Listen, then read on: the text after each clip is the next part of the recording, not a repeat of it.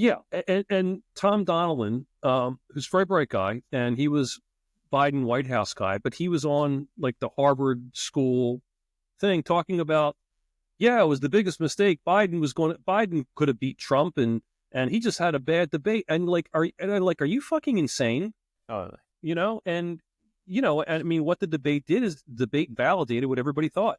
right. And which is why the whole book, the cover up book, to your point, is kind of the whole thing is kind of disingenuous. Again, it's the fucking OJ book. If I did it, Yeah, it's a ridiculous premise to begin with. I don't know anybody who didn't know that Biden was becoming demented. You know what I mean?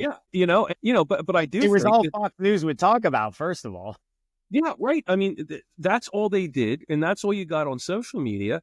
And I think, and again, the White House staff, you kind of go, I mean, basically, you have if the, I'll be curious when I read the book, if I read the book, if they start talking about the 25th Amendment in the book, but you kind of go, we're going to do the 25th Amendment, and everybody says, well, he's not going to go. We don't have enough support in the cabinet. You kind of go, okay, well, let's figure out what we do next, because Right. that's your option. Your other option is to resign. But I think that the story, I think the interesting book is how a lot of the media just didn't cover it. And literally up to, the 11th hour, up to the debate, they were doing cheap fakes and deep fakes, and he's fine. And he's doing quantum math while on the, uneven parallel bars 3 times a Yeah. day. And it was kind of, and everybody kind of knew it was ridiculous, to your point.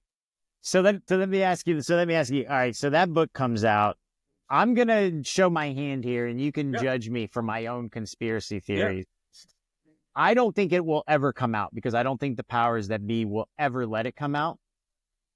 But I will tell you, I think there could be a book written that says Donald Trump is a Russian asset and has been for a while. Karamazov or whatever that article that came out, and that the attempt on his life in Pennsylvania was staged. Those two things, those are my conspiracy theories that I think it could eventually come out.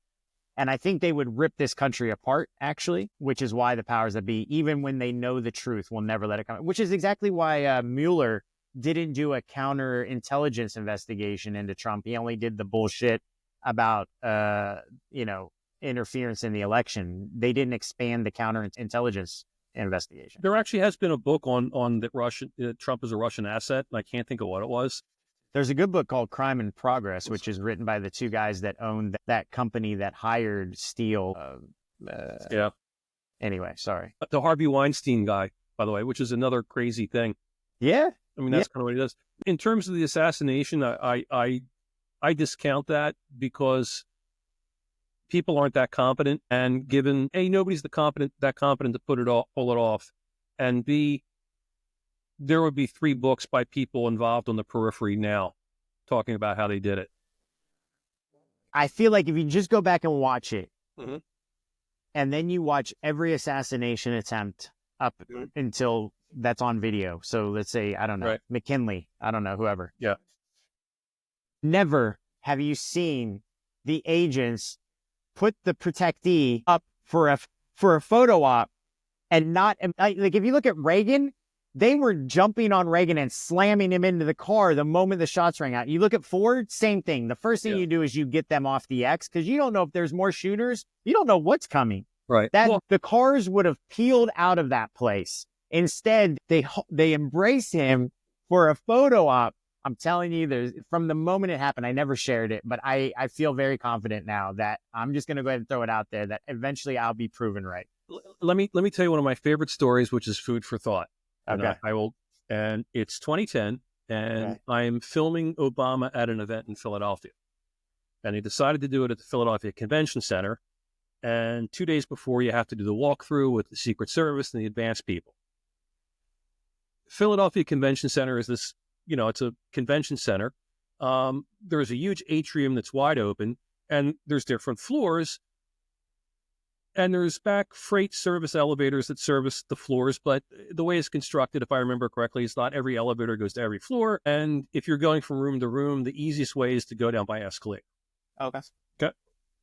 So we're going through the run-through, and we do the room where Obama's going to have the big event, and then we go to the room where he's going to have the mega donor event, and we're going through it. And I said, well, where are you going to hold him? And they said, we really can't say that. I said, okay. I said, what door is he going to come in? Because I need to know that. Right. And they're like, well, you know, and they kind of look around and they're like, well, we're going to hold him on, like, I don't know, it's like the fourth, like 412. And my guy looks at me and he says, no. And they, what do you mean, no? Right? The plan was, and the way it is, and I'm hopefully I can do it justice and be kind of lucid on it. So they had to get Obama like to the second floor. He was going to be on 4. The only way to get there, the way they were going to take him down was on a 40 or a 50, a 20-yard escalator that went slow all the way down.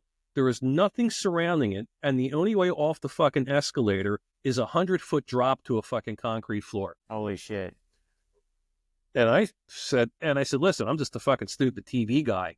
But that's a shooting gallery. I said, you're going to take, I said, once you get the president on that escalator, you can't get him off. You're in it. I didn't say I could probably fucking hit that from 100 yards, because I'm going to have about 8 shots at it. Because again, it's one of these, it's one of these municipal elevators that goes like, you would have to really suck in order not to hit that. And they were like, but I'm like, these are the fucking advanced guys, right? This is the Secret Service, so. I'm with you. What the Occam Razor never, or whatever it is, never ascribed to conspiracy. That can be described to incompetence. Totally get it. I just think that there are too many things stacked up. Okay, let me ask you a question. Yeah. Is he Karamazov or Karamov or whatever the fuck that name is? You read that other book. Is he that Russian? No, I don't think so. I think that. Find it a little odd that 2 of his ex-wives were Eastern Europeans. Yeah. I mean, I get it. You don't find it a little odd that he sold his place during the Great Recession to an oligarch in Florida, and that like over 50% of the units in his buildings have been rented out or purchased by Russian nationals? I think if he was, and the reason I discount that. Yeah. Yes. Everything you said is correct. The reason I discount all that is because it's so obvious. If you had a Russian asset, you would keep them. It's David Hansen, who was the spy, the CIA spy. It's interesting. I have the exact opposite thought, which means the more in your face it is, the less likely that somebody's going to think there's some sort of sinister reason behind it. I just think it's all about the cash, and the Russians are awash in cash. I mean, or were awash in cash. Okay. And, Ivanka, okay, but. Now she's got that Saudi money through Jared. What are you talking about? She got that $2 billion Saudi money. I'm talking with the mom, the mom. Oh, Ivana. Yeah. His what, third wife or second wife, whatever it was. First, Ivana. Yeah. Yeah. I mean, on the other hand, Melania is a fucking smoke show and remains a smoke show.